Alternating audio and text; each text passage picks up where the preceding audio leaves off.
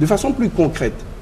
Pas plus tard que vendredi, j'ai échangé avec mon collègue et ami, le ministre Kouché, parce que le ministre Kouché a remarqué lui-même à quel point il était difficile pour l'image du Bénin, il était difficile pour nos visiteurs d'aller dans des hôtels et de ne pas avoir l'Internet ou de ne pas avoir un débit suffisant.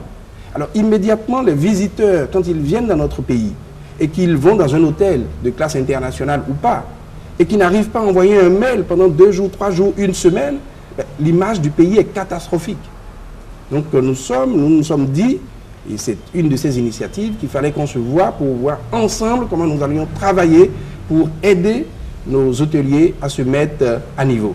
Je vous donne un autre exemple. Il y a à peine une semaine, le professeur Gaza, Madame le ministre de la Santé, m'a envoyé une étude qui a été faite par ses techniciens au ministère pour se rendre compte de la qualité de l'eau dans un certain nombre d'hôtels. Malheureusement, ce n'est pas joyeux.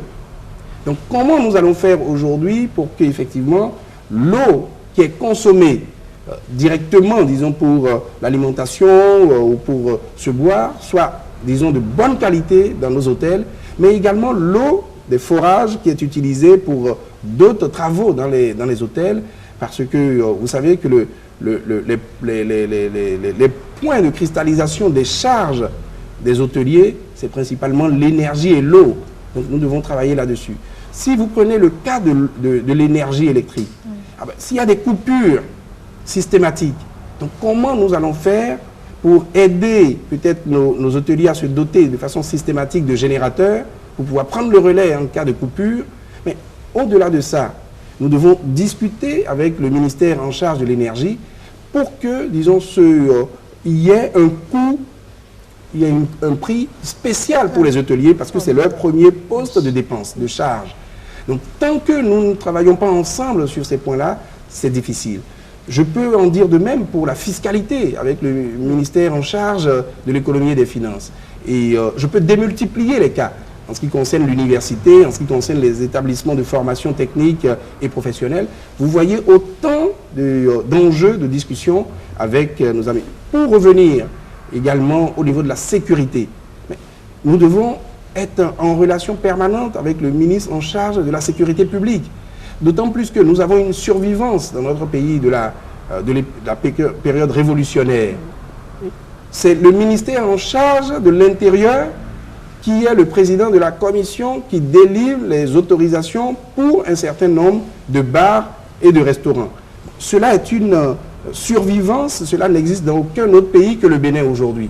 Nous devons travailler ensemble pour faire comprendre que nous ne sommes plus dans ce contexte-là et qu'il faut que ce soit effectivement le ministère en charge du tourisme parce qu'il y a des contraintes spécifiques, il y a des critères spécifiques pour pouvoir effectivement donner les autorisations. Cela n'exclut pas la contribution d'un ministère aussi stratégique et important que le ministère en charge de la sécurité publique, c'est-à-dire le ministère de l'Intérieur, le ministère de la décentralisation, le ministère de la Défense.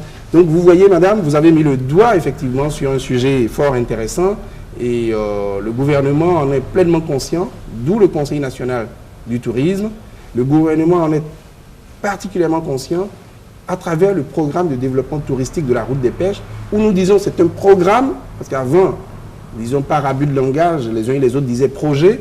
Non, c'est un programme dans lequel il y a un projet infrastructure routière, un projet hospitalier, un projet sécurité et défense, etc. Donc cela va commencer à être mis en œuvre dès 2014, vous le savez bien d'ailleurs.